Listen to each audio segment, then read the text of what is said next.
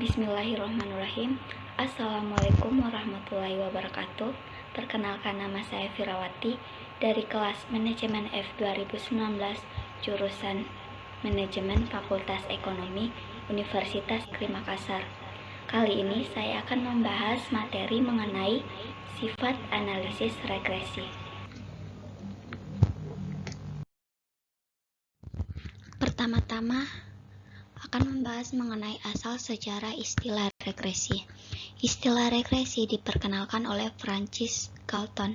Dalam suatu makalah yang terkenal, Galton mengemukakan bahwa meskipun ada kecenderungan bagi orang tua yang tinggi mempunyai anak-anak yang tinggi, dan bagi orang tua yang pendek untuk mempunyai anak-anak yang pendek, distribusi tinggi suatu populasi tidak berubah secara mencolok dari generasi ke generasi.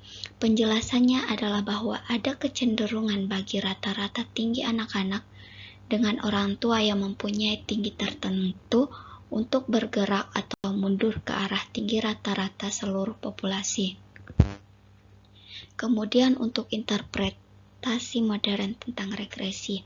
Analisis regresi berkenaan dengan studi ketergantungan satu variabel yang disebut variabel tak bebas atau dependent variable pada satu atau lebih variabel, yaitu variabel yang menerangkan dengan maksud menaksir dan atau meramalkan nilai rata-rata dari variabel tidak bebas apabila nilai variabel yang menerangkan sudah diketahui. Untuk variabel yang menerangkan sering disebut variabel bebas, yaitu independent variable atau explanatory variables. Selanjutnya, perbedaan antara ketergantungan secara statistik dan fungsional.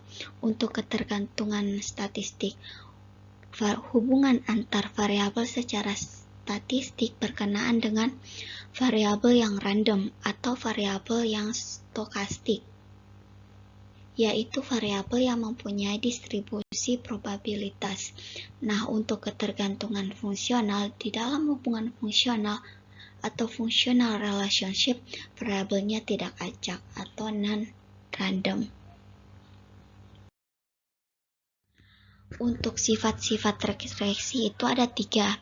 Yang pertama, sifat regresi bukan hubungan sebab akibat. Maksudnya, hubungan statistik bukan merupakan hubungan sebab akibat dan bukan hubungan yang eksak.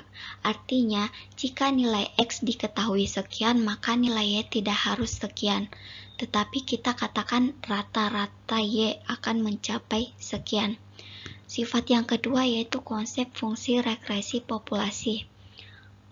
Fungsi regresi populasi merupakan fungsi regresi sebenarnya, tetapi dalam prakteknya kita tidak pernah tahu karena yang teliti biasanya adalah sampel dan bukan populasi. Untuk sifat regresi yang ketiga yaitu fungsi regresi sampel.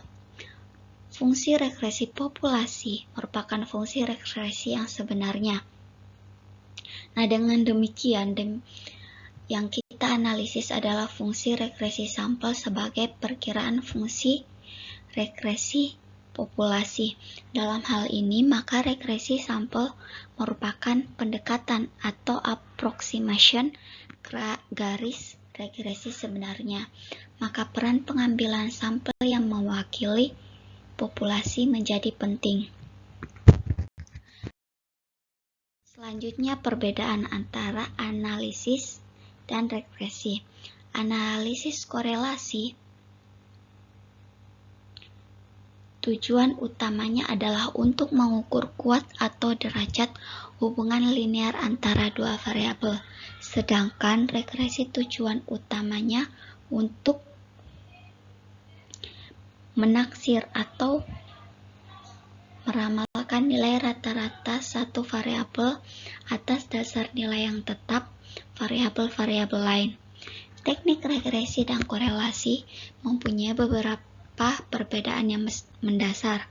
Dalam analisis regresi berlaku sifat asimetri, yaitu bagaimana variabel tak bebas dan variabel yang menjelaskan diperlakukan. Sedangkan dalam analisis korelasi, kita memperlakukan yang manapun dari dua variabel secara simetris. Tidak ada perbedaan antara variabel tak bebas dan variabel yang menjelaskan. Nah, demikian penjelasan saya mengenai sifat analisis dan regresi. Apabila ada salah kata, mohon dimaafkan. Wassalamualaikum warahmatullahi wabarakatuh.